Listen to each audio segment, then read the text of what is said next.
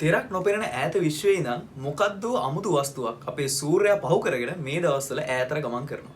ඉතින් මේ මොකද්ද කොහින්ද ආවේ කොහෙටද යන්නේ කියලා තාම කාටවත් හරියට හොයාගන්න බැරි වෙලා තියෙනවා. අපේ විද්‍යාඥයෝ මාස ගානක ඉඳන් මේ වස්තුව දිහා බලාගෙන ඉන්නා වගේම සැරෙන් සැරේ පොඩි පොඩි කසුකුසු අපිට මේ ගැන ආරංචි වෙන්න ගන්නවා.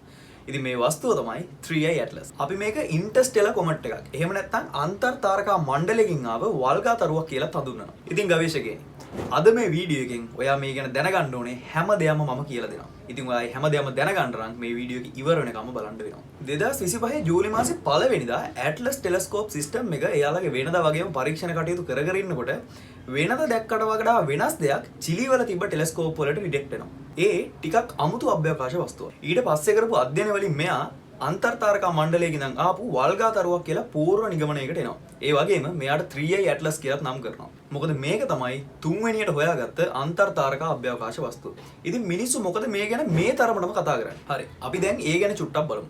මේක ගමන් කරන්නේ හයිපර්බෝලික් පාත් එක නිසා අපිට ආයේ කවදාවත් මේ වස්තුව දැක ගන්න නම් වෙන්නේ නැහැ.